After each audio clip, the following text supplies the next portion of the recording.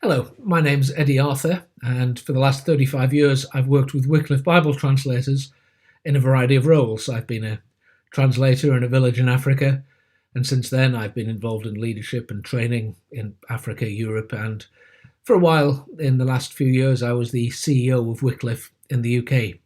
Currently I'm on a study leave and I'm working on a PhD looking at how the theology and the practices of mission agencies interact.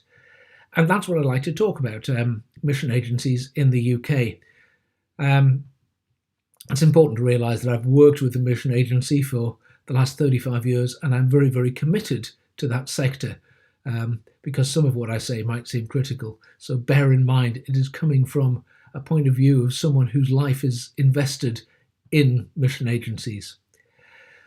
Agencies can be traced back. The origin of modern mission agencies can be traced back to William Carey and the publication of his Enquiry in 1792 and the eventual formation of the Baptist Mission Society.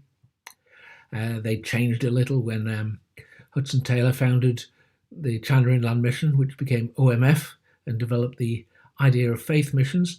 But essentially, mission agencies are a structure which is contextualized to Britain in the 18th and 19th century. They grew out of a society and they were shaped by that society.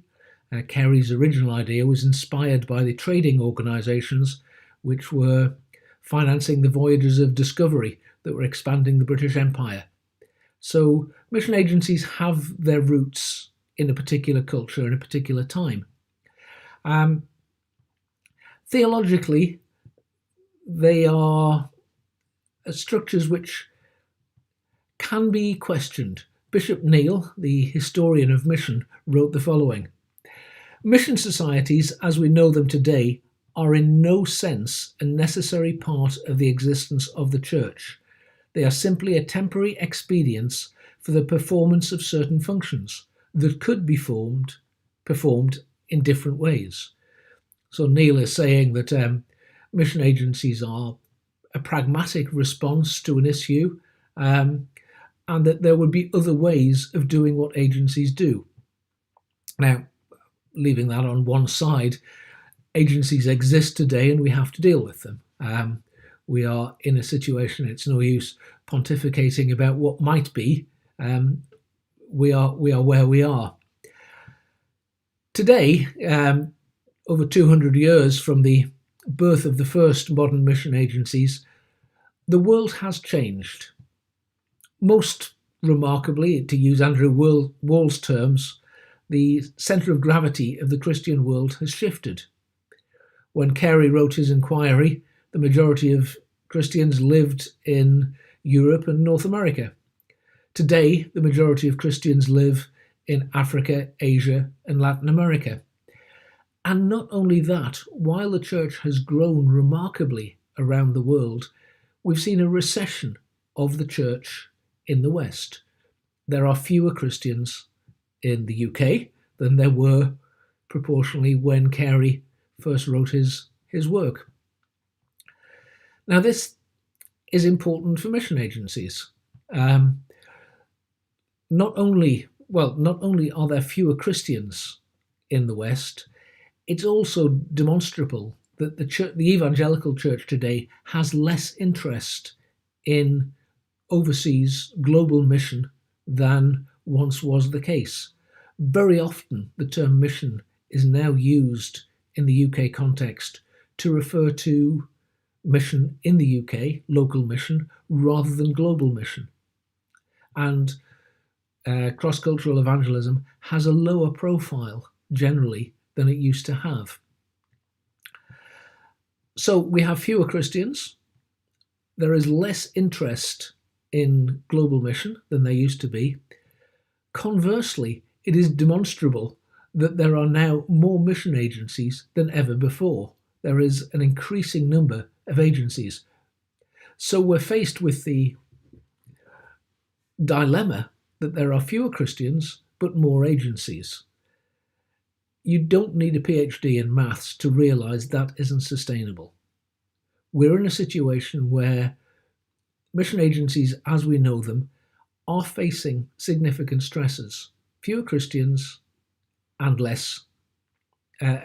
fewer Christians and more agencies. There are more people fishing in a smaller pond. How can the agencies recruit people? How can they find their support in that sort of situation? Not only that, but as I've mentioned, the church around the world is growing exponentially. And so it's less clear what agencies exist to do.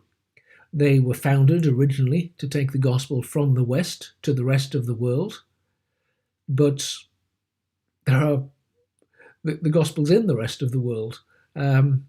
So what is the mission of the agencies? David Smith captures this in a quote which I find very challenging. Agencies and institutions that once did pioneering work on the cutting edges of the Christian mission have too often been left facing in the wrong direction as the battle has moved on. In this situation, they face a stark choice. Either they engage in a radical reformation, repositioning themselves to respond to the quite new challenges of the 21st century, or they are doomed to rapid and rather sad decline. What Smith is saying is the world has changed dramatically and mission agencies have not changed with it. And they have to learn to change, they have to learn to adapt, or they are doomed. It's rather sobering. The ways in which agencies have responded to the challenges that we face, there are a number. Diaspora Mission in the UK, agencies which were focused, say, on the Indian subcontinent, are now sending missionaries to work in Indian and Pakistani communities in the UK. Other agencies are adopting what is called reverse mission.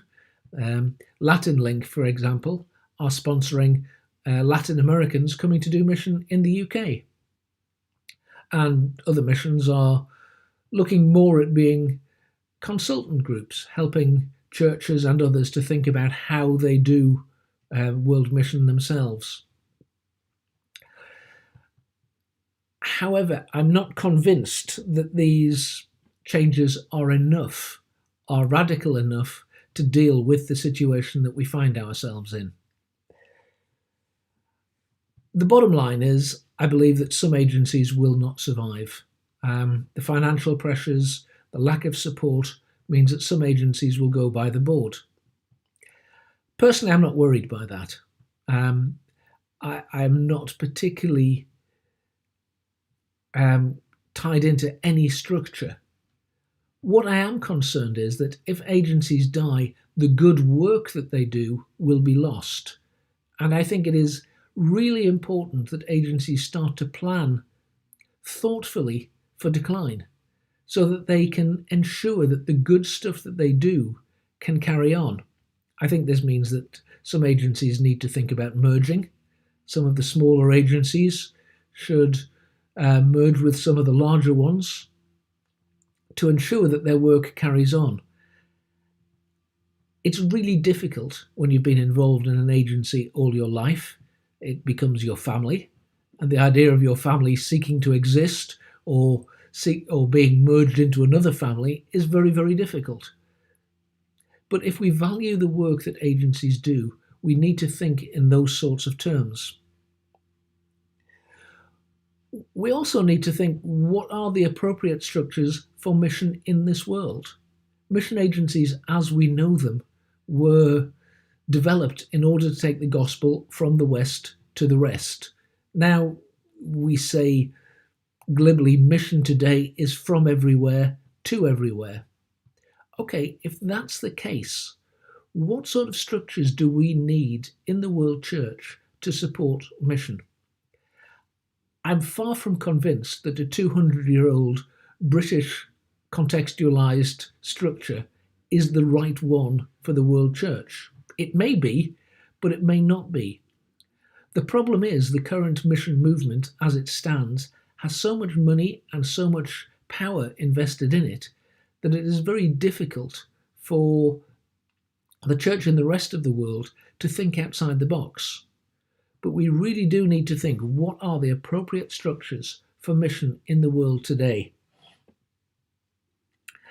And then the last question, which I think is a key one, is where will Western mission agencies fit in the new structures?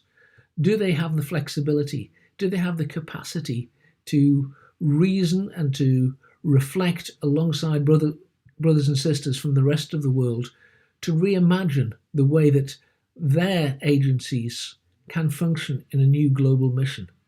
I think there are some very, very big questions out there about the way that missions should go ahead and about the way that our structures should fit them. These are exciting times. I'm not particularly optimistic about the future of British mission agencies. I am incredibly optimistic about God's mission.